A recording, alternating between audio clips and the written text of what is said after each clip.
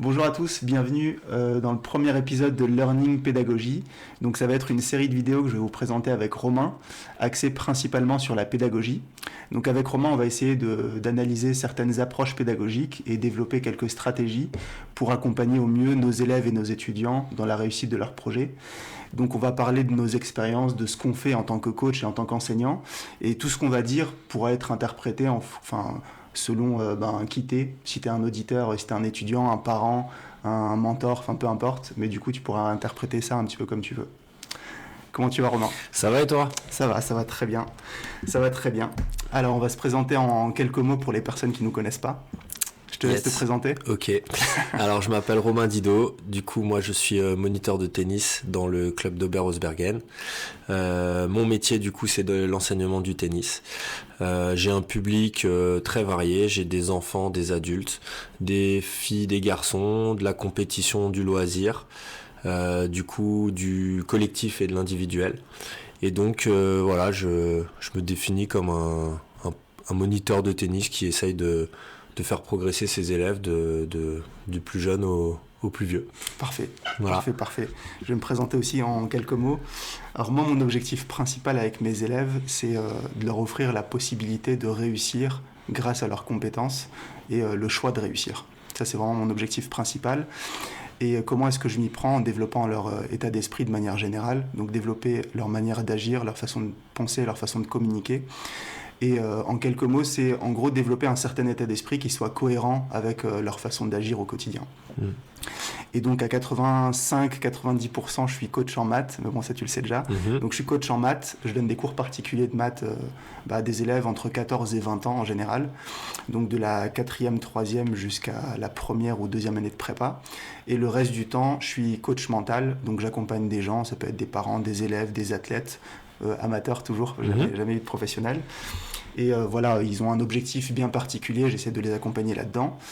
Et en parallèle, je suis coach de karaté, mais ça, c'est complètement bénévole, c'est le côté passion.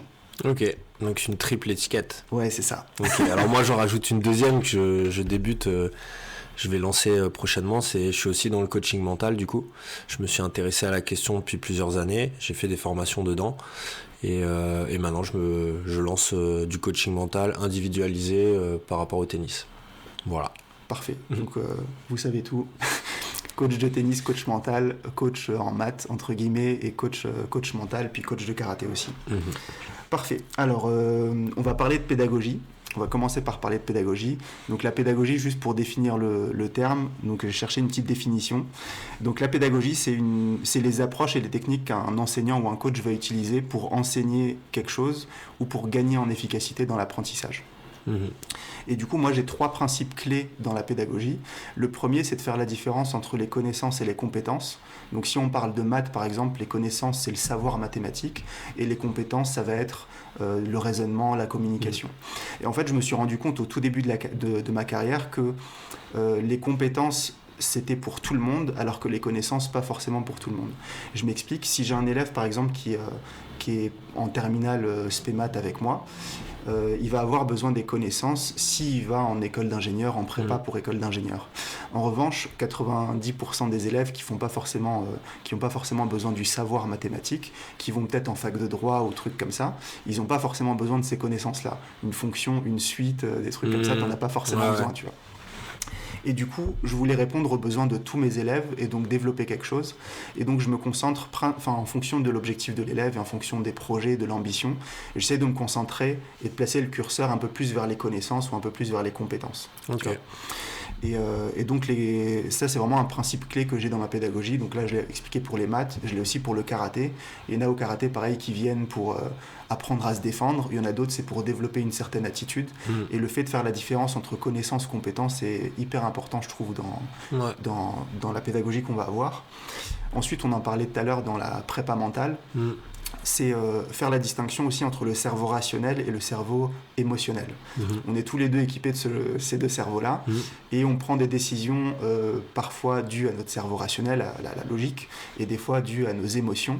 Et donc, je pense qu'il faut prendre en compte aussi les deux cerveaux parce que si on prend que le cerveau rationnel en compte, en fait, comme il est super logique, on va se retrouver à dire des trucs du style si tu veux travailler, il faut réviser un petit peu plus. Si tu veux progresser, il faut travailler, tu sais, des trucs un peu bateaux comme ça, tu vois. Ouais. Et oui, évidemment que ça marche. Si tu veux perdre du poids, il faut courir, marcher, faire du vélo, faire de la natation, ce que tu veux. Mais en vrai, il y a aussi ce cerveau rationnel qui fait que peut-être que tu as la flemme de courir, peut-être que tu as une certaine appréhension, une peur, une honte. Et du coup, si tu travailles pas sur les deux, bah, ta pédagogie, elle sera pas forcément hyper efficace. Ouais. Et le troisième point mon troisième principe clé, entre guillemets, c'est que je me mets toujours en cohérence pédagogique, entre guillemets, avec mon élève. Donc si je lui demande de progresser sur sa façon d'agir, penser et communiquer, d'être courageux, de travailler sur, de développer ses compétences et tout, ben moi, en face de lui, je dois aussi être comme ça. Je dois aussi développer ma façon d'agir, penser, communiquer en tant que coach. Et du coup, ça va me faire progresser aussi. Et ça rend le travail un peu plus intéressant. Ouais. Ça revient un petit peu à ce que je disais tout à l'heure par rapport aux connaissances et compétences. Si je lui donne juste mes compétences et que je lui déverse mon savoir, ben, c'est joli, mais... s'il n'en a pas forcément besoin, ça sert à rien. Et chaque année va se ressembler. En tant que prof de maths, le programme il change pas. Les maths, ils vont pas être évolutionnés d'une année à l'autre, d'une décennie à l'autre. Et donc pendant 40 ans, tu vas faire le même taf avec les mêmes connaissances et tout. Et donc là, ça permet, tu vois, de travailler sur ta pédagogie, améliorer ta pédagogie en fonction des élèves que tu as en face. Et ça rend le travail un peu plus riche, un peu plus sympa et tu trouves un pourquoi à ton taf. Ouais. Ok. Et moi, alors donc moi j'enseigne dans un milieu sportif. Du coup, j'ai une approche qui varie en fonction des publics. Je vais pas enseigner de la même façon si je suis avec des enfants ou avec des adultes, dans tout ce qui est intonation de la voix, dans tout ce qui est la technique, les intentions de jeu, la stratégie. Il y aura un côté plus ludique avec les enfants et un peu plus on va dire axé sur la compétition ou passer un bon moment avec les adultes. Voilà. Ensuite, moi je suis aussi beaucoup sur j'essaye de donner beaucoup de repères parce qu'au tennis c'est un sport très technique et du coup tu as besoin de certains repères pour te situer dans l'espace par rapport à la balle, par rapport au terrain et puis par rapport à ta raquette également. Je fais très attention de donner des choses sur lesquelles les gens peuvent agir. Par exemple, modifier un geste, modifier une façon de courir ou une façon de s'arrêter, modifier une façon de frapper dans la balle. Donc je suis beaucoup là-dessus. Ça fait partie de mes principes. Et puis après, ça reste un loisir pour 100%, je dirais, de mes élèves. Il y en a pour l'instant aucun qui est dans un projet professionnel ou d'aller sur le circuit pro. Donc du coup, j'essaie toujours de mettre l'ingrédient bonne humeur et convivialité, parce que les gens sont avant tout là pour passer un bon moment, les adultes et puis les enfants beaucoup également. Voilà un petit peu mon côté pédagogique. Parfait. Et du coup, on va voir maintenant les différentes attitudes qu'on peut avoir face à un élève ou plusieurs élèves. Toi, tu fais beaucoup de travail en groupe, c'est ça ? Ouais, j'ai beaucoup de groupes. J'ai quelques personnes aussi en seul, que ce soit des enfants ou des adultes. Et du coup, c'est sûr que quand tu as un groupe, tu vas pas aborder la séance de la même façon qu'avec quelqu'un qui est seul. L'intérêt d'être avec quelqu'un seul, c'est que du coup, pour cette personne, t'as 100% de ton temps à lui dédier. Donc du coup, tout ce qui est concentration, écoute, c'est normalement plus concret. Quand tu es dans un groupe, il faut essayer de justement faire attention à ça, de réunir les gens, de leur parler quand ils sont attentifs, ou sinon de leur demander d'être attentifs, pour que tes consignes et ton savoir passent. Donc ça, c'est deux approches qui sont différentes. Ouais, totalement, ouais. Parfait. Alors moi j'ai quelques attitudes en tant que coach ou en tant qu'enseignant. Donc c'est des trucs qu'on peut appliquer soit en individuel, en cours particulier ou en cours collectif. Et j'essaie toujours d'avoir un axe principal dans ma pédagogie. Et l'axe principal, en fait, je vais le trouver en fonction de 3 valeurs qui définissent ma personnalité. Chacun a une personnalité et sa personnalité est définie en fonction de quelques valeurs. Il y a toujours des valeurs qui ressortent. Moi, par exemple, j'ai fait ce travail sur moi et les 3 valeurs qui ressortent dans ma personnalité, c'est ambition, courage, discipline. Et du coup, le fait d'avoir cet axe-là, c'est comme si tu avais une espèce d'autoroute et tu sais que tous les conseils que tu vas donner, ils vont être là-dedans, tu vois. Et donc moi, c'est ambition, courage, discipline. Il y en a d'autres, peut-être que ça va être créativité. Tu vois, d'autres trucs, ils vont mettre un peu plus d'énergie, ils vont mettre de la motivation, tu vois, dans leur cours et des trucs comme ça. Et donc le fait d'avoir ça te permet d'avoir un axe principal pour développer ta pédagogie suivant cet axe-là. Parce que souvent, tu sais, moi je l'ai fait en tout cas quand j'étais en tout début de carrière en tant que prof de maths, je me suis mis dans un espèce de personnage qui n'était pas moi du tout. Tu sais, tu mets des règles en place, et en fait, c'était pas moi du tout. Ça a fonctionné au début, puis ensuite, tu sais, tu passes quand même, je sais pas, à 5 heures par semaine avec une classe, et du coup, tu finis par changer, et le naturel revient au galop. Et en fait, c'était pas l'axe qu'il fallait que je suive, et donc j'ai continué à faire ce travail sur moi, tu vois, de chercher la pédagogie qui me chercher convenait. ton identité, ouais c'est ça, mon identité pédagogique, si on peut appeler ça.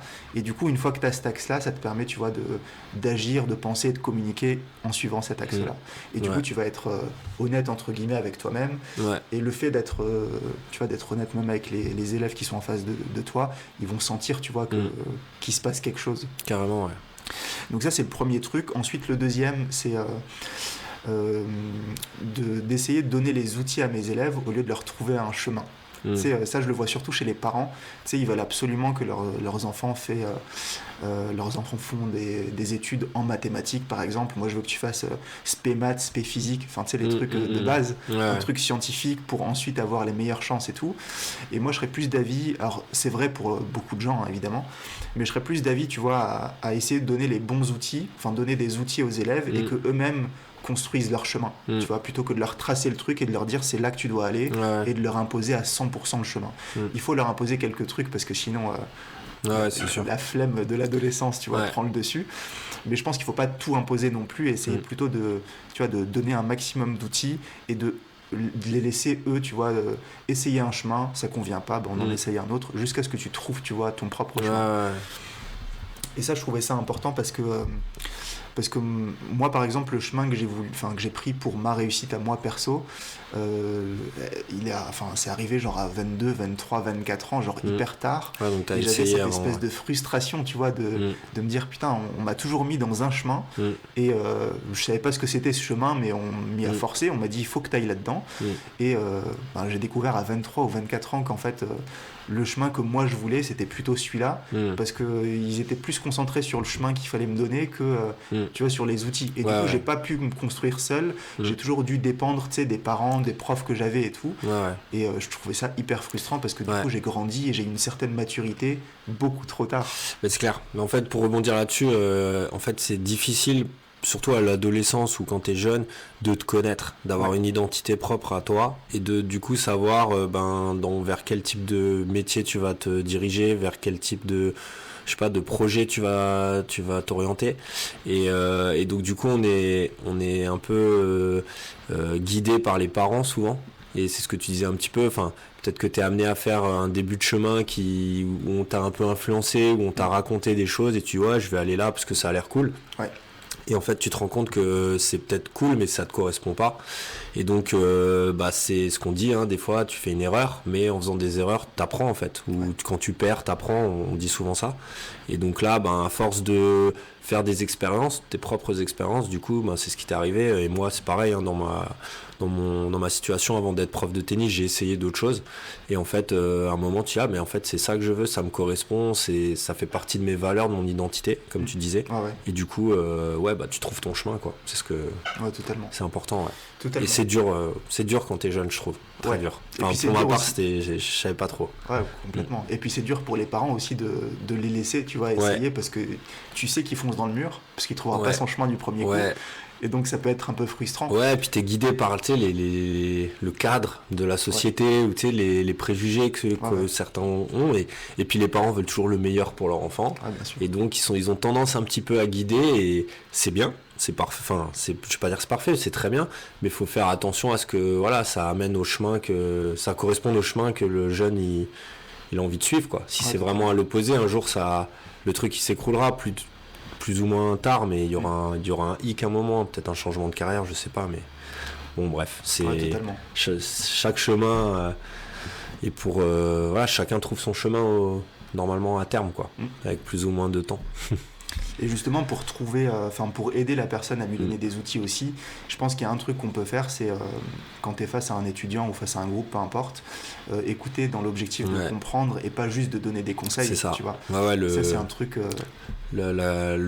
L'échange, il est important. L'écoute d'abord. Voilà, moi, par exemple, c'est tout bête, mais je prends quelqu'un en cours qui vient, voilà, et je lui demande un petit peu, montre-moi ce que tu sais faire, dis-moi qu'est-ce que tu as comme repère, qu'est-ce que tu as envie de changer dans ton jeu. Et je vais pas tout de suite imposer, non mais là il faut que tu fasses ça, ça, ça. Ouais.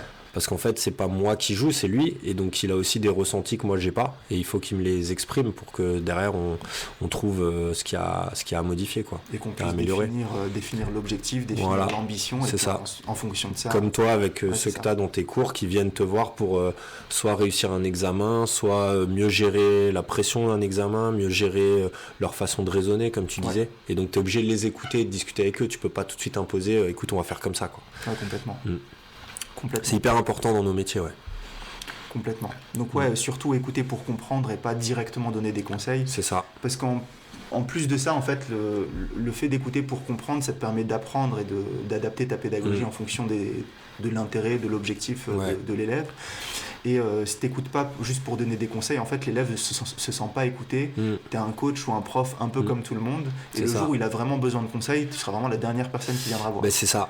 Et si tu as cette capacité d'écouter vraiment pour comprendre un maximum et poser des questions, tu vois, d'essayer de te comprendre, d'avoir un minimum d'empathie, de te mettre à la place de la personne, en fait, c'est un truc que très peu de coachs font, on va être franc. Très peu de coachs, très peu d'enseignants en font. Et du coup, le jour où ils ont un problème ou quelque chose qu'ils veulent développer, tu vas être la première personne qu'ils vont aller voir. Et en fait, tu vas créer l'envie d'être coaché. Ouais, c'est ça. Au lieu d'imposer ton coaching ou tes cours. Quoi. Et là, on en vient un peu à la différence entre coach et enseignant. Moi, je suis allé une année à la fac. Et à la fac, clairement, l'enseignant ou le prof, il balance son cours et moi je grattais comme un porc sans rien comprendre. Il n'y avait pas d'interaction, il n'y avait pas d'écoute, il n'y avait pas tout ce qu'on dit. Et en fait, tu prends ton cours, tu rentres chez toi et c'est à toi de te débrouiller seul, de décortiquer les trucs. Et moi, clairement, ça me correspond pas. Et c'est pour ça que ça a sans doute pas marché non plus, on parlait du chemin. Et voilà, et nous dans notre façon, le coach en gros, il faut qu'il y ait cet échange, ce retour, cette communication, c'est vital. Et que ce soit dans le sport, dans l'enseignement, dans plein d'autres disciplines, c'est comme ça que ça se passe. Ça devrait se passer comme ça en tout cas, de mon point de vue. Parfait. Et du coup, on va continuer avec la boîte à stratégie. Donc ça va être la dernière partie de chaque épisode. Donc on va essayer de voir des stratégies pédagogiques des stratégies pour développer notre pédagogie. Et du coup, en premier cours, tu utilises quoi comme stratégie pour commencer un cours avec quelqu'un ? Genre, tu viens de rencontrer quelqu'un. Ouais. Alors moi, c'est déjà jouer ensemble. On joue, alors si c'est de l'individuel, on joue ensemble. Observation, je dis rien.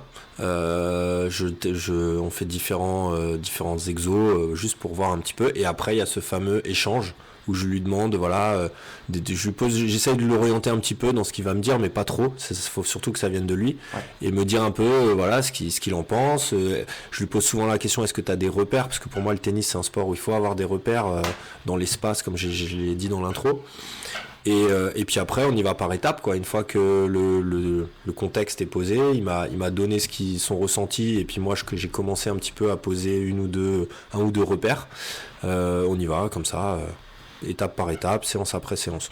Et en collectif, ce sera plus, c'est plus moi qui vais avoir une trame. Et donc, on va essayer de suivre une trame en essayant de s'adapter un petit peu à chacun quand même. Mais quand tu as des élèves, plus tu as d'élèves, plus c'est dur d'individualiser la chose. J'essaye de le faire, mais c'est plus facile quand tu as une personne. Quoi. Évidemment. C'est comme à la fac quand tu étais en amphi et que tu avais 300 personnes. Exactement. En fait, Ils sont cognés de moi, clairement. Quoi. Et c'est normal. Il n'avait pas le choix. Il était obligé de filer son PDF et toi, tu bosses chez toi. Quoi. Moi, si je donne cours à 300 élèves en même temps, clairement, je vais faire un cours magistral. En gros, tout le monde fait ça et puis j'ai pas le temps de corriger 300 personnes en même temps, quoi, ou de parler avec. C'est sûr. Parfait. Moi, comme stratégie, j'ai quoi? Au début, pareil, moment d'échange où tu discutes avec la personne pour définir le niveau de base, ensuite l'objectif, l'ambition que l'élève va avoir, la marge de progression qu'on peut avoir. Et ensuite, j'essaie de travailler de façon simple et progressive pour gagner un maximum d'efficacité. Donc j'essaye au maximum, surtout en maths, parce que c'est une matière où c'est horrible. Tu sais, t'es en première et on te dit ouais mais ça tu l'as vu en quatrième et toi tu te souviens même pas du chapitre dernier. Ouais. C'est horrible. Et donc j'essaye toujours de faire en sorte qu'il n'y ait pas de prérequis pendant mes cours. Donc que ce soit de l'individuel ou du groupe. Pas de prérequis du tout, donc je vais jamais leur dire ça tu l'as vu en quatrième, je reviens pas dessus. Donc je pars limite de 2 + 2 = 4 et ensuite j'essaye de construire mon cours là-dessus. Donc vraiment de façon très très simple et par contre progressive pour atteindre quand même les exigences du programme si tu es en première, en terminale ou en prépa quoi. Donc ça c'est la première chose et en fait j'essaye toujours d'avoir 3 étapes. Donc c'est assez imagé, je leur fais toujours un petit schéma où tu as le premier étage qui est vert, où on va travailler les bases et donc dans ce premier étage tu vas avoir comprendre les bases et appliquer. Ensuite on va avoir un deuxième gros étage qui va être tout ce qui est subtilité, stratégie et donc là-dedans pareil tu vas avoir comprendre les subtilités et exercices d'entraînement et enfin tu vas avoir le troisième gros étage en rouge qui va être tout ce qui est approfondissement et ensuite que tu sois dans le sport ou à l'école ça va être ton examen, ton match, ton tournoi, ta compétition etc. Okay. Et tu vois c'est toujours hyper progressif et dans chaque étage tu vas avoir 10 marches d'escalier on va dire et donc l'objectif c'est qu'à chaque fois on essaye de monter une marche après l'autre jusqu'à ce qu'on ait fini l'immeuble de 3 étages. Tu vois. Mais c'est une belle image. Donc ça c'est la première stratégie que j'utilise beaucoup avec mes élèves. Ensuite je fais beaucoup de différenciation. Alors quand je suis en individuel c'est très facile évidemment, mais quand je suis en groupe j'essaie aussi d'individualiser un petit peu le truc. Parce que à l'école pour devenir prof de maths, on nous a appris à tu vois limite avoir la même pédagogie pour tout le monde, un truc qui fonctionne tout le temps. Alors certes ça fonctionne au début, avoir une pédagogie, mais le fait de savoir expliquer une notion de plein de façons différentes, ça te permet de pouvoir individualiser, tu vois. Il y en a qui vont, je dis n'importe quoi, qui vont plus comprendre avec des schémas, d'autres qui vont comprendre avec des formules, d'autres avec des tableaux, d'autres avec le langage technique, d'autres sans le langage technique. Et du coup, si tu as juste une seule façon de développer d'expliquer une notion, tu vas avoir du mal à choper les 100 personnes. Et donc, très souvent, tu vois, j'essaye d'expliquer, quand je suis en groupe en tout cas, d'une façon. Et ensuite, une fois que ils ont compris, ils se mettent en application. Et ensuite, j'arrive à repérer, soit en interrogeant, soit en allant voir les élèves. Et ensuite, je fais de la différenciation, j'essaie d'expliquer de façon différenciée. Et je pense que ça, c'est vraiment une bonne méthode, en tout cas, que j'ai développée au fil des années. Et ça évite, tu vois, de développer, de faire en sorte que tu aies un groupe juste moyen, tu vois. Parce que le fait d'être égal avec tout le monde, ça va te créer un groupe moyen. Ensuite, le fait d'avoir une certaine équité en fonction de chacun, donc lui tu lui apportes ça, lui tu lui apportes ça, donc ça va développer la performance, mais le fait de faire une espèce de différenciation, d'individualisation, pas possible avec un groupe de 300 personnes évidemment, mais tu vois, ça permet de travailler en fonction de l'objectif. Donc lui il est très bon en maths, mais il veut faire du droit. Donc tranquille, on ne va pas y aller trop fort non plus. Lui, il a une grosse marge de progression et il veut faire une école d'ingénieur. Lui, je vais lui en donner un petit peu plus, etc. Tu vois. Donc c'est important. Et en fait, le dernier truc, ça va être de développer le mindset de mes élèves, de travailler sur l'état d'esprit et pas uniquement sur les compétences ou les connaissances. Ça va permettre vraiment j'aime bien leur donner des petites métaphores ou des images. Je leur dis souvent, tu sais, en fait ta vie c'est une espèce de série, ou genre ton collège ou ton lycée c'est une série, et du coup t'as la saison 1, c'est ta classe de 4e, saison 2, 3e, au moment où tu te réveilles, tu commences à développer ton état d'esprit, et du coup t'es l'acteur principal, donc toi t'as envie d'être comment? Est-ce que tu vas être la personne qui bouge tout le temps? Est-ce que t'es la personne qui est spectatrice? Est-ce que t'es le journaliste qui va noter tout ce que les autres font? Ou est-ce que tu vas être vraiment l'acteur principal et faire des choses? Et en fait c'est à toi de donner un sens à ta saison, à ta série, et de dire ce que tu veux avoir comme type d'épisode. Des fois tu vas avoir des épisodes explosifs avec plein de rebondissements, il va se passer plein de trucs. Des fois tu vas avoir des épisodes tranquilles parce que il se passe pas grand chose dans cette période là, et donc c'est toi qui choisis en fait ce que tu dois faire, et tu les responsabilises, c'est ça. et tu vois, développer leur état d'esprit au maximum. Et c'est pour ça un peu que je travaille avec des élèves qui ont entre 14 et 20 ans principalement en cours de maths, tu vois. Parce que c'est à partir de 13-14 ans que tu commences à grandir un peu, que tu as une certaine maturité et que tu peux développer un certain état d'esprit. Avant, c'est plus des automatismes, des réflexes, tu vois. Donc, ok. Ouais, moi je rajouterais juste un truc, mais tu l'as déjà dit, mais c'est les différents supports que tu utilises pour faire passer le message. Donc moi ça peut être du verbal, je parle, voilà, je donne des consignes, j'explique les choses. Ça marche, mais en termes de concentration, on perd vite les gens. Après, tu as le visuel, donc je vais montrer la situation que j'attends, le geste que j'attends, voilà. Et après, t'as un autre visuel, mais un support. Donc moi, je sais pas, toi, je vois que t'as ta tablette. Moi, j'ai une petite sorte d'ardoise blanche avec un feutre, tu vois. Et donc, ça permet qu'ils aient un visuel vraiment qui regarde, et ça concentre davantage. Donc, j'utilise un peu, je mixe un peu en fonction de... Quand je sais que c'est un groupe pas trop concentré, où j'ai du mal à trouver la concentration longtemps, je prends le support, l'ardoise souvent, tu vois. Et puis quand ils sont très concentrés, le verbal souvent il suffit, donc je vais peut-être pas utiliser l'ardoise. Ouais. Voilà le genre d'outil.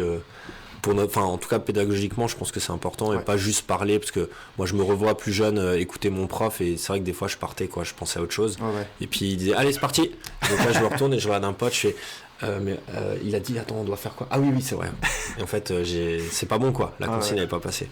Je vois complètement ce que tu veux dire. D'ailleurs quand j'ai passé mon diplôme pour être prof, tu sais, j'ai dû faire un master, et dans le master justement j'avais fait mon mémoire sur ça, sur l'utilisation de certains supports pour capter l'attention, ou pour améliorer ta pédagogie, tu vois, dans les explications et tout. Et du coup la conclusion de ce mémoire-là, c'était que il fallait varier les supports, déjà pour garder, comme tu disais, l'attention, parce que si c'était uniquement sur un seul support, l'attention elle s'éparpille assez vite, mais le fait de changer de support, de changer de registre, c'était le changement de registre.